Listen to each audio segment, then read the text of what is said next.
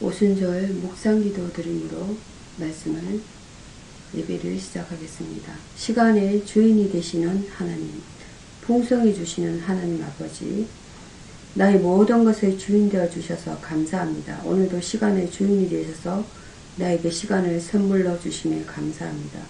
오늘 내가 부여받은 이 시간을 통해 나는 무엇을 이룰 것인가 기도하게 하소서. 빼앗긴 다음에야 그것이 정말 소중한 것임을 깨닫는 것이 어리석은 인간의 모습임을 고백합니다. 부모님이 돌아가시고 나서야 그 부모님의 생존이 얼마나 행복이었는가를 깨닫는 것처럼, 건강을 잃고 나서야 그 건강이 얼마나 내 삶에 중요한 것이었는지를 알게 되는 것처럼, 잃어버린 후에야 그것의 소중함을 깨닫는 어리석음의 반복을 하지 말게 하옵소서. 그래서 오늘 나에게 주어진 모든 것들에 무한 감사하는 하루 되게 하옵소서. 하나님께서 주신 모든 것으로 인하여 내가 얼마나 행복을 누리고 있는지 모릅니다. 이 세상에 당연한 것은 없음을 고백합니다. 오늘도 내 옆에 있음이 너무나 당연한, 아니 때로는 귀찮고 쓸모없다고 느꼈던 동료가 있습니까? 그들을 인하여 감사합니다. 만약 나 혼자 이래야 했다면 단 하루도 살 수 없음을 고백합니다.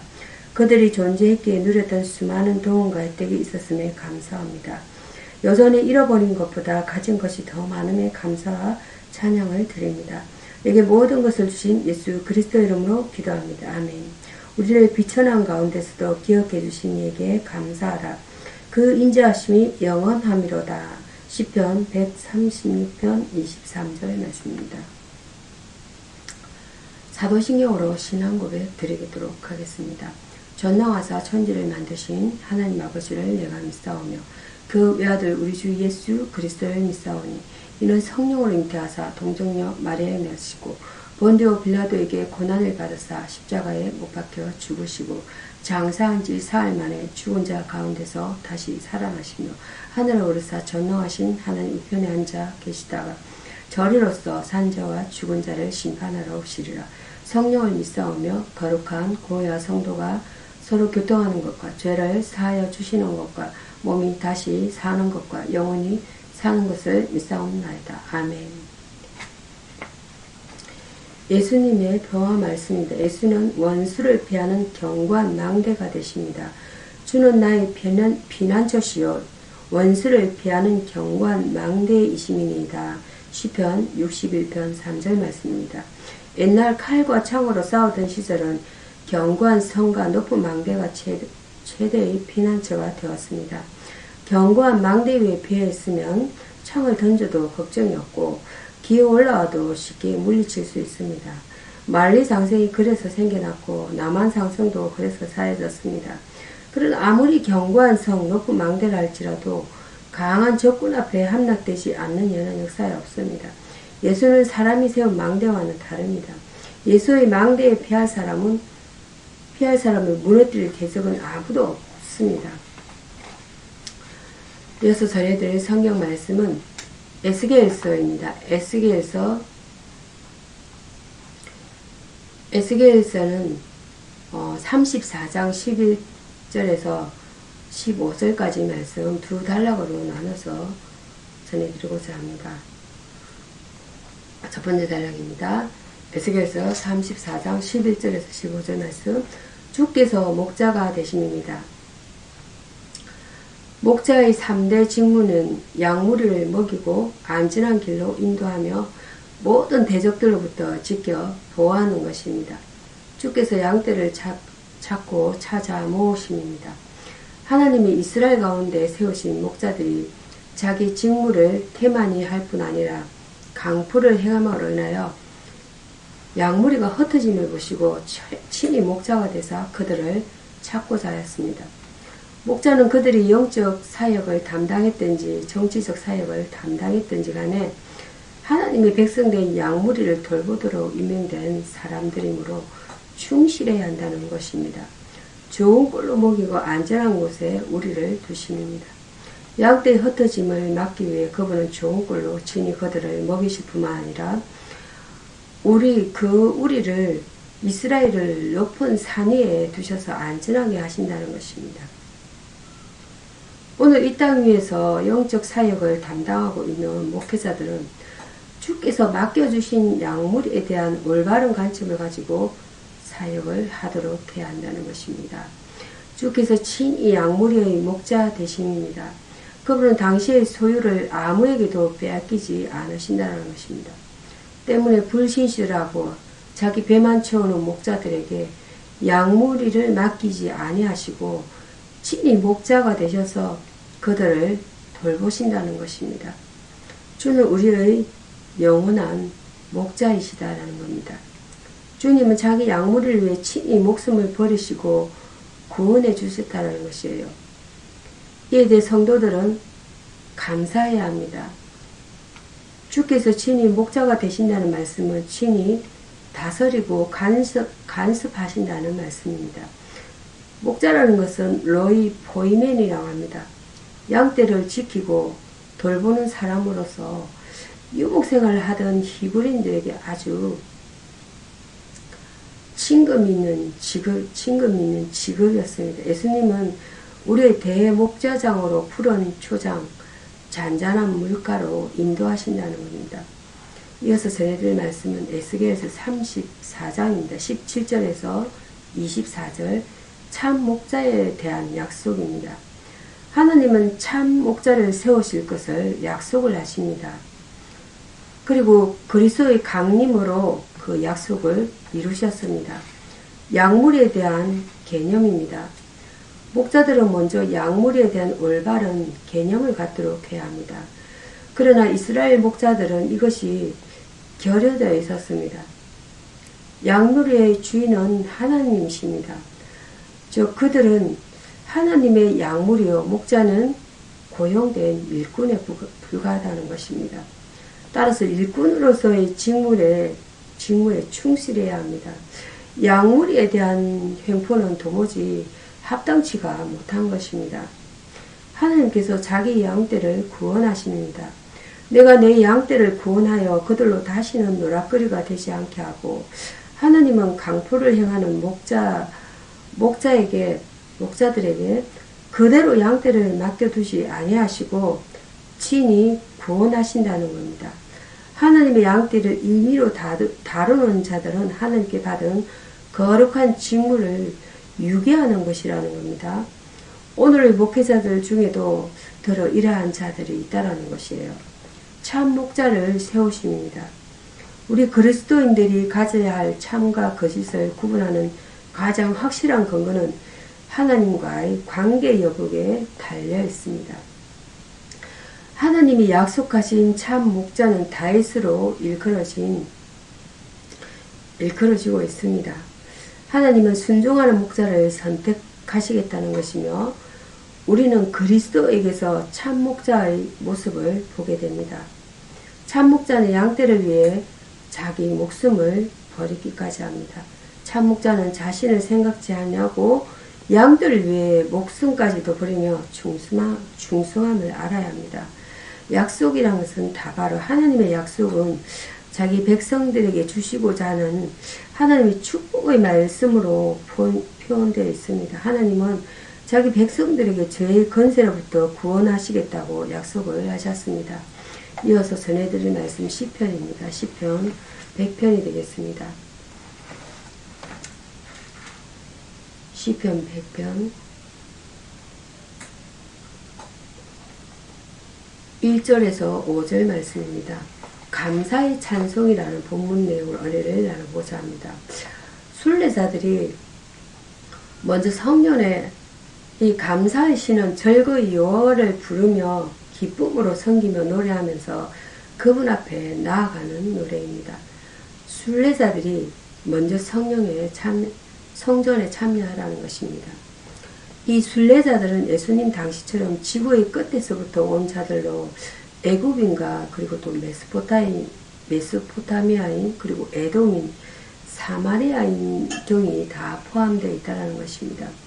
이렇게 먼 데서 온 모든 그 이방인들도 이스라엘의 하나님 여호와를 경배해야 한다는 것입니다. 현재 교회도 모든 족속으로 제사장 삼아서 제자를 삼아서 주님의 가르침을 지키게 하고 주님께 경배해야 한다는 것입니다. 순례자가 감사함으로 거문에 들어가라는 것입니다. 우리가 성전에 들어가서 축복을 빌고 찬양을 올려야 하는 분도 역시 하나님이시다는 겁니다. 우리는 참으로 하나님께 감사함으로 나아가야 한다는 것입니다. 구원의 은총을 주신 것을 감사함으로 또한 찬양해야 한다는 것입니다. 아무리 찬양해도 모자라며 만입으로 찬양해도 모자란다는 것이에요. 우리 전 세계가 주를 위한 찬양의 노래가 되어야 하겠습니다. 순례자들이 성전에 들어가라는 것입니다. 대저라는 말은 왜냐하면 이라는 말로서 성전에 들어가는 것이 당연하다는 뜻입니다. 인자하심이 영원하시고 성실하심이 대대에 미치기 때문입니다. 그러므로 순례자들은 당당하게 성전 문으로 들어가서 하나님께 찬양의 영광을 돌려야 합니다. 감사의 찬송은 지상과 천국에 이르러서는 영원토록 찬양할 제목인 것입니다. 감사라는 것은 야다 유카리스테오라고 합니다. 유카리스테오.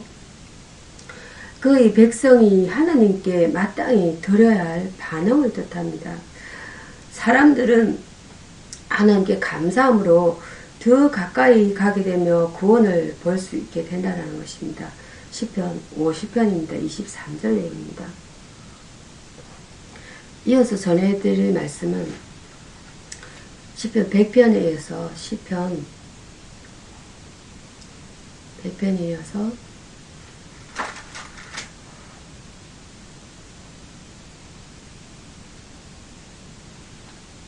95편이 되겠습니다. 95편은 1절에서 11절 말씀, 은혜를 지속하는 길이라는 내용으로 은혜를 나눠보고, 은혜를 지속하는 길입니다.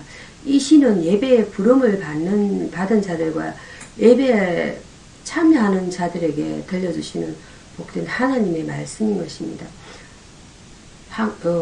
항상 찬송하라는 것이에요. 항상 찬송하라. 1절에서 2절 말씀입니다. 찬송은 하나님 은혜에 대한 성도의 기쁨을 표현하는 것이고 영광을 돌리는 방법입니다. 성도가 기뻐하고 절거하는 것은 사단을 물리치는 일입니다. 특히 우리는 감사함으로 찬송을 해야 합니다. 감사는 더 큰 구원의 감사를 이룬다는 것이에요. 시편 50편 23절입니다. 하나님은 찬송 중에 거하시고 찬송할 때 기사를 행하신다라고 말씀하세요. 역대하 20편 21절과 22절 말씀입니다. 은혜에 감사라는 것입니다. 3절과 7절입니다. 우리를 대적과 원수의 손으로 구원하시고 성도를 미워하는 자로 하여금 수치를 당케 하시는 분이 하나님이시다는 겁니다. 하나님 우리에게 베푸시는 가장 큰 은혜는 예수로 말미암아 구속의 은혜를 입혀주시는 일입니다. 감사는 하나님의 뜻을 이루는 일인 것입니다. 데살로니가전서 5장 18절입니다. 우리는 그가 우리의 목자 되심에 감사해야 됩니다. 죄를 회개하라는 것은 8절과 10절, 11절이 되겠습니다. 이스라엘 백성은 출애굽 후 머리바와 마사에서 마음이 강팍하여서 불신과 원망의 죄를 지었습니다. 그 일로 인하여 그들은 이제 하나님의 안식에 들어가지 못했습니다. 우리는 온유와 겸손한 마음을 가져서 하나님께 굴복하여야 합니다. 하나님께 굴복한 자는 같은 죄를 반복하지 않는다는 것이에요. 이것이 은혜를 지속하는 길입니다. 은혜를 지속하는 길은 찬송하고 감사하고 다시 죄짓지 않는 삶을 사는 데 있습니다. 감사라는 것은 야다라고 합니다. 유카리스테오입니다. 그의 백성이 하나님께 마땅히 드려야 할 반응을 뜻합니다. 사람들은 하나님께 감사함으로 더 가까이 가게 되며 구원을 볼 수 있게 된다는 것입니다. 시편 50편입니다. 23절 되겠습니다. 이어서 전해드릴 말씀은 신약성경입니다. 신약성경 데살로니가 신약성경 에베소서입니다.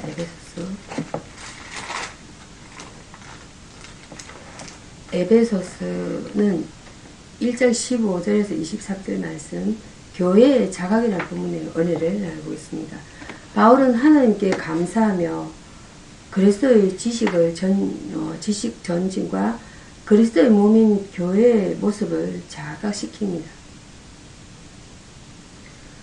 듣고 감사하는 일에 대하여서는 15절과 16절 내용입니다. 그리스도인의 생활에서 중요한 것은 하나님을 향한 믿음과 사람들에 대한 사랑입니다. 사랑은 믿음의 마음으로 흘러 사람에게 용서와 그리고 희생과 헌신을 하게 됩니다. 바울은 구원에 이르게 하는 예수에 대한 충성과 구원받은 사람에게서 넘쳐나오는 사랑을 듣고 뜨겁게 감사를 하고 있습니다. 기도하는 말에 대하여입니다. 16절과 19절입니다. 마음은 지정의의 장소입니다. 바울은 4가지 영적 실체를 깨울 수 있는 눈이 열리기를 기도합니다. 첫 번째는 하나님을 알게 하기 위해서입니다. 요한복음 17장 3절입니다. 두 번째로는 그의 부르신 소망이 무엇인가 18절입니다. 데살로니가전서 4장 13절에서 18절인 것입니다. 세 번째는 성도 안에서 그 기업의 영광의 풍성이 무엇이며 골로새서 3장 4절입니다. 네 번째는 하나님의 능력의 크심이 어떠한가 통입니다. 16절에서 19절입니다.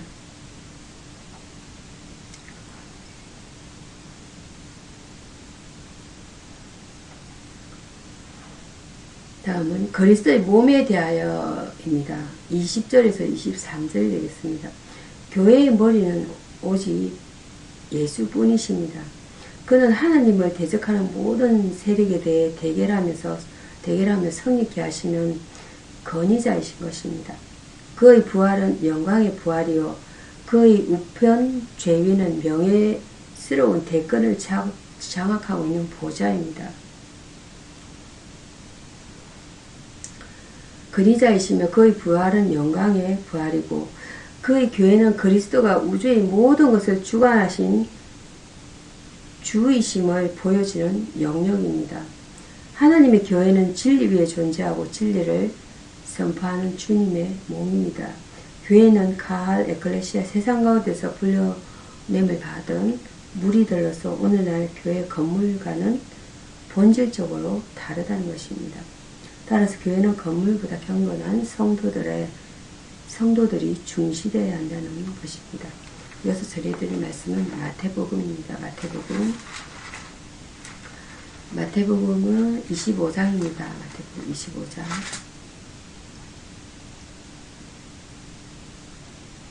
어느 편에 서게 될까? 마태복음 25장 31절에서 46절이 되겠습니다.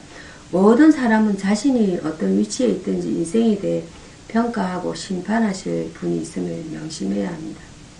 최후의 심판입니다. 주께서 영광의 보좌에 앉으셔서 행하시는 심판은 최후의 심판이며 요한복음 5장 22절입니다. 그분의 심판에는 세상의 법정에서 같이 오판이라는 게 있을 수 없습니다. 목자가 양과 염소를 구분하는 것처럼 그분의 심판은 정확하십니다. 그분은 내부를 받지도 아니하시며 탄원이나 강구도 그때는 아무 소용이 없다는 것입니다.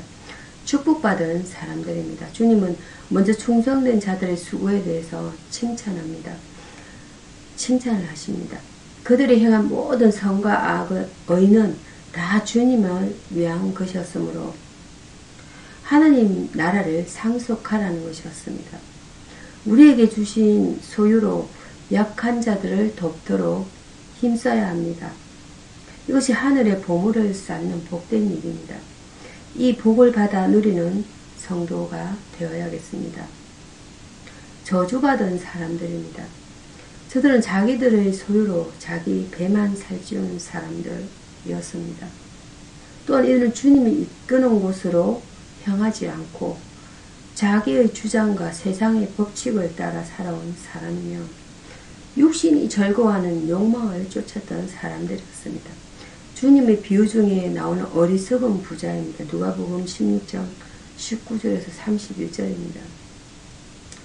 이 어리석은 부자처럼 사는 것은 인생의 낭비일 뿐인 것입니다. 하나님의 심판은 분명히 있기에 우리들은 순간순간을 잘 준비하여서 축복받은 사람에 속하여야겠습니다. 보응이라는 것을 외워할 때 이 보응의 적용 범위는 인간 대 인간의 자연적 배상으로서 부터 순종과 봉사에 대한 하나님의 성인에 이르며 이 세상 삶에서의 행복이라는 결과로부터 저 세상의 언총의 보상에까지 미친다라는 것입니다. 기도하겠습니다. 위로의 주 하나님, 제 주변에는 위로받기로 거절하며 홀로 살아가는 사람, 다시 희망을 갖는 것을 포기하며 새로운 일을 도전해보지 않고 주어진 대로만 살아가는 사람이 많사오니 이들을 제가 주께로 인도할 수 있게 하옵소서. 이들 모두가 주 안에서 삶의 소망과 새로운 생명을 얻게 하여 주옵소서. 생명과 심판의 권세를 가지신 주님, 저는 영생을 얻었고 심판에 이르지 아니하며 사망에서 생명으로 옮겨주심을 믿고 감사드립니다. 이 놀라운 은혜를 생각하며 하나님 뜻을 행하고 하나님을 높이기에 더 힘쓰기를 원합니다. 장차 다가올 심판의 날에 부끄러운 구원이 되지 않도록 저를 경책하여 주옵소서.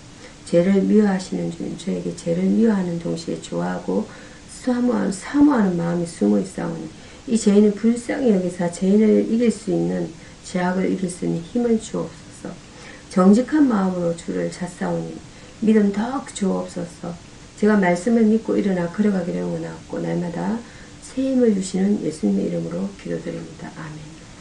주 기도문으로 말씀을 마치도록 하겠습니다. 하늘에 계신 우리 아버지여, 이름이 거룩히 여기심을 받으시오며 나라의 마옵시며 뜻이 하늘에서 이룬 것 같이 땅에서도 이루어지이다. 오늘 우리에게 일용할 양식을 주옵시고 우리가 우리에게 죄 지은 자를 사하여 준 것 같이 우리의 죄를 사하여 주옵시고 우리를 시험에 들게 하지 마옵시고 다만 악에서 구하옵소서.